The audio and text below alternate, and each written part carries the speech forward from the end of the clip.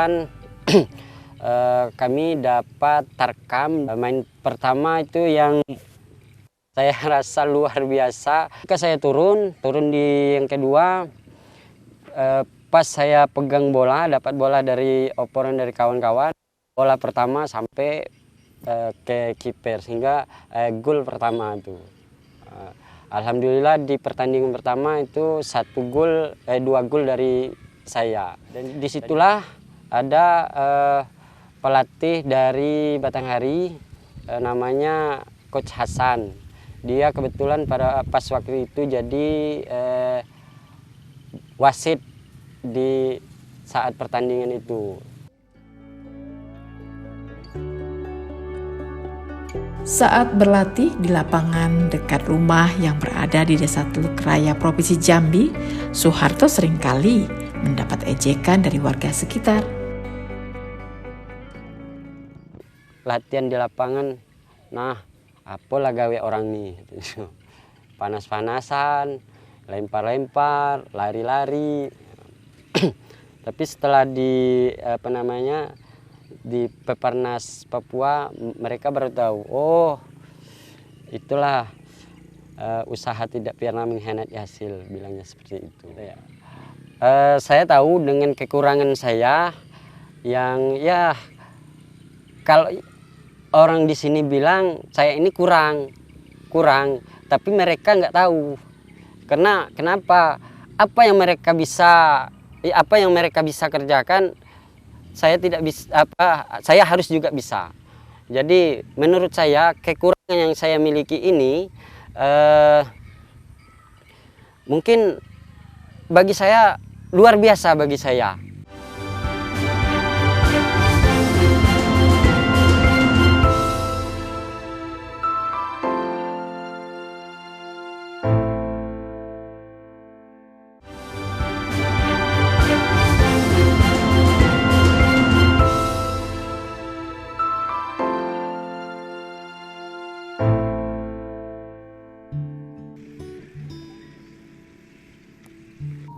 Keinginan yang kuat untuk membuktikan diri bahwa ia mampu seperti orang lain tidak menyurutkan semangat Soeharto, walau kerap kali dipandang sebelah mata.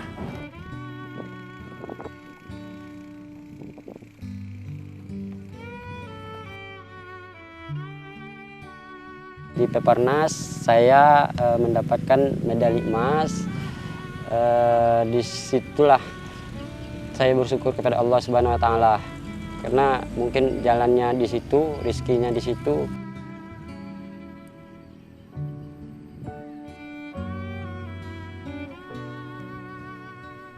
Satu persatu medali mulai dikumpulkan Soeharto lewat berbagai kejuaraan. Saya merasa di Pekanbaru itu pengalaman yang luar biasa bagi saya. Karena awalnya saya masih minder, malu, mau kemana-mana itu saya malu. Mau keluar harus pakai jaket, tangan harus di dalam kantong. Prestasi Soeharto pun melesat seperti lembing yang ia lemparkan ke langit dan jatuh ke bumi dengan menghasilkan sejumlah medali dan pundi-pundi yang mengubah hidupnya. Mari kita semangat menggali potensi dan juga mengajak yang lainnya. Jangankan kita yang cacat, mungkin kita bisa merangkul kawan-kawan kita yang nggak cacat, kita ikutkan dengan semangat olahraga kita.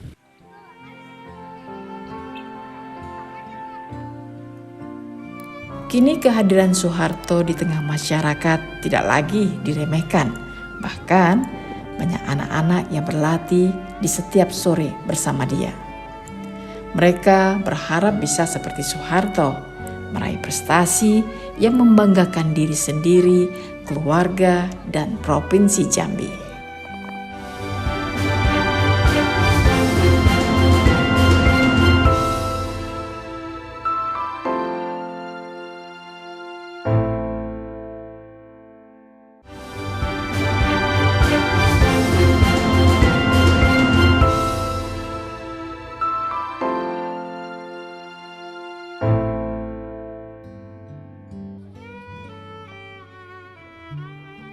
Sama dengan Soeharto, Nurul, gadis manis yang tidak memiliki tangan, tidak pernah menyerah dengan kekurangan yang ada.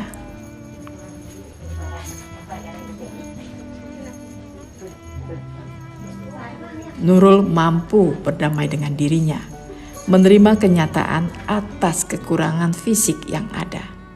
Nurul tidak mau dikasihani karena ia yakin ia mampu melakoni suatu profesi seperti orang normal.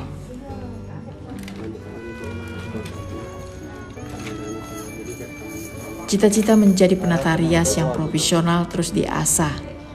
Nurul tidak hanya berbaur dengan mereka yang berkebutuhan khusus, tapi dengan kepercayaan diri yang dibentuk sejak ia menempuh pendidikan di sekolah luar biasa Sri Sudewi Maskun Sofwan menjadi pondasi kuat bagi Nurul untuk memilih profesi sebagai penata rias. Keinginan yang kuat, keyakinan yang ada dalam diri bahwa ia mampu mengasah keterampilan jari jemari kakinya untuk membuat suatu lukisan hidup di atas wajah orang dengan polesan bedak mengukir alis mata, memberi warna di setiap sudut wajah dengan sentuhan-sentuhan lembut, menghasilkan tata rias yang rapi dan cantik.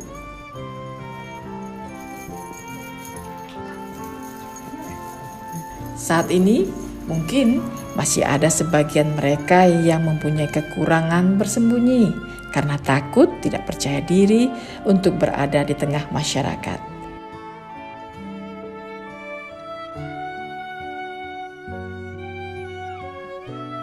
Tapi hal ini tidak ada dalam diri Soeharto, Nurul, dan Dimas Dwi Putra yang sama-sama menyandang tunadaksa. Sejak lahir mereka sudah tahu berbeda dengan yang lain, tapi kenyataan ini tidak membuat mereka merasa ingin dibedakan.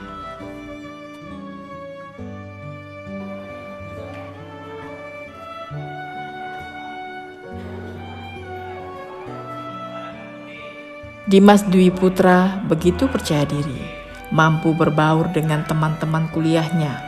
Dimas tidak pernah minta dikasihani. Ia ingin keberadaannya diakui, sama seperti mahasiswa lainnya di Universitas Sultan Taha Saifuddin Jambi.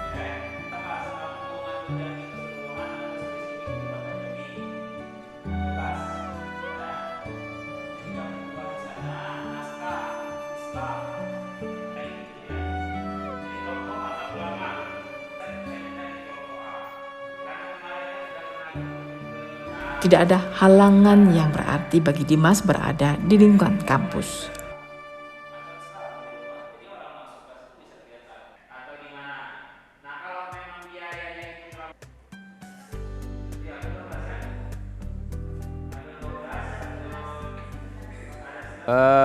Untuk saudara Dimas, alhamdulillah kita sudah memberikan yang terbaik dan memang kita sudah menyesuaikan dengan kebutuhannya.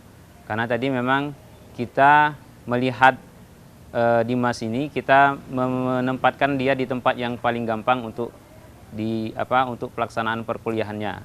Jadi kita tempatkan dia di kelas khusus karena tadi di tempat kelas yang sebenarnya itu tempatnya agak tinggi.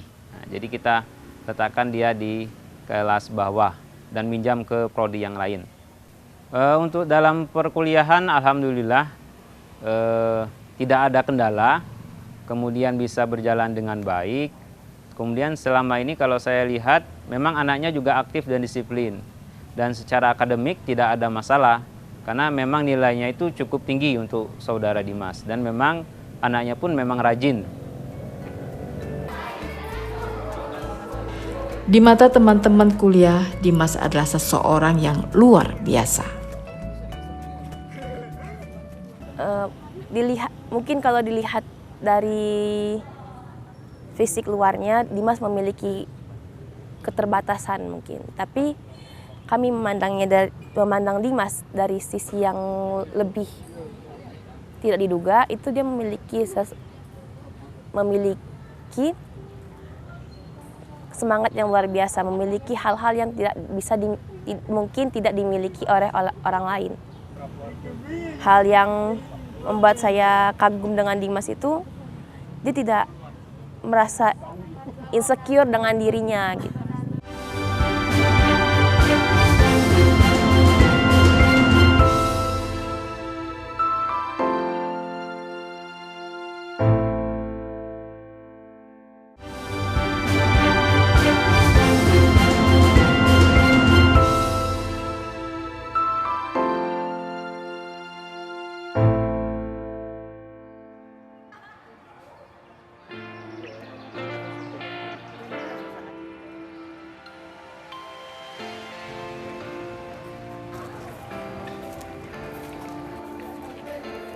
Sejak kecil Dimas pun telah diajarkan untuk berani berada di kalangan masyarakat umum. Berbekal dari pendidikan yang diperoleh Dimas selama menempuh pendidikan di sekolah luar biasa, mulai dari tingkat sekolah dasar, SMP, dan SMA. Segudang prestasi pun telah banyak diraih oleh Dimas. Di antaranya pernah meraih juara 1 Olimpiade Nasional IPA kelas 4 SDLB, mengikuti lomba tingkat nasional di Denpasar, Bali untuk anak berkebutuhan khusus, juara 1 tingkat Provinsi Jambi bidang ilmu teknologi toko online berbasis offline, juara 1 ilmu teknologi tingkat Sumatera yang diselenggarakan oleh Kementerian Kominfo, dan masih banyak lagi segudang prestasi yang diraih oleh Dimas di bidang ilmu teknologi. Ya, kalau Dimas sih melakukan aktivitas seperti biasanya, terus belajar dengan seperti biasanya. Alhamdulillah teman-teman dosen, senior, junior, dan pegawai stafnya khususnya adalah humaniora ini itu sangat terbuka sekali untuk Dimas. Tidak ada membeda-bedakan, tidak ada saling melengkapi antara teman-teman Dimas itu. Alhamdulillah selama Dimas kuliah di sini, kampus sangat mendukung sekali dalam hal infrastruktur, fasilitas, apalagi sekarang di UIN ada pusat kajian disabilitas, jadi mereka sangat membantu Dimas dalam pelajaran. Alhamdulillah orang tua sangat mendukung sekali apa yang Dimas rencanakan, Dimas kerjakan. Dimas mau kuliah difasilitasi seperti itu. Baik, Dimas berpesan kepada saudara-saudara Dimas, teman-teman Dimas yang memiliki kekurangan seperti Dimas, jangan pernah menyerah, tetap semangat, karena setiap manusia itu sama di mata Tuhan, di mata Allah. Dimas tidak sedikit pun canggung untuk berkomunikasi dengan siapa saja. Dimas pun dikenal percaya diri, ramah dengan semua orang. Diterima bahkan dikagumi karena selama mengikuti perkuliahan, IPK yang diraih Dimas di atas 3, bahkan pernah meraih IPK 4. Oke, semuanya apa kabar? Baik. Bapak, apa kabar Bapak? Baik, ya. Kelas berapa sekarang? Kelas 12. Kelas 12. Ini kelas 3 ya? Iya. Bentar lagi tamat. Tamat. Abang mau kasih semangat. Jangan pernah putus asa gitu. Ya, mau gak kuliah? Mau dong. Ya, jangan minder, jangan lebih dari orang lain. Jangan semangat belajarnya. Ya, kita pasti bisa. Kita pasti mampu bersaingan dengan orang lain yang sebelumnya. Dimas tidak pernah memperdulikan apapun pandangan orang tentang kekurangan yang ada pada dirinya sebagai penyandang tunadaksa. Bagi Dimas, kekurangan yang ada adalah karunia terindah dari Sang Pencipta. Apalagi ia memiliki keluarga yang selalu mendukung dan percaya akan kemandiriannya.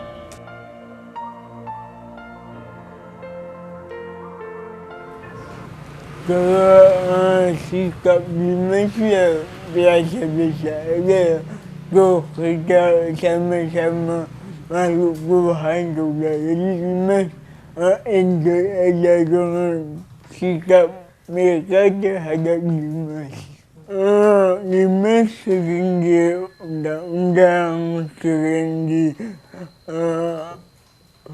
ikut acara misi berbagai narasumber. Dimas bermotivasi bahwa mereka itu bisa gitu dengan kondisi yang tidak sama dengan Dimas. Dimas aja bisa, masa mereka nggak bisa? Kalian Dimas kasih motivasi, terutama kalau itu mengadakan ospek, Dimas diundang untuk menjadi narasumber, menjadi pembicara di situ. Percaya diri yang kuat, semua berawal dari keluarga yang tak pernah menganggap ia berbeda. Ibu Dimas pun memperlakukan Dimas sama dengan anak lainnya. Soeharto, Nurul, Dimas adalah orang yang berkebutuhan khusus. Tapi jangan salah, kekurangan fisik yang ada tidak menyurutkan semangat mereka untuk terus mewujudkan cita-cita. Mereka ingin menjadi orang yang menginspirasi bagi orang lainnya.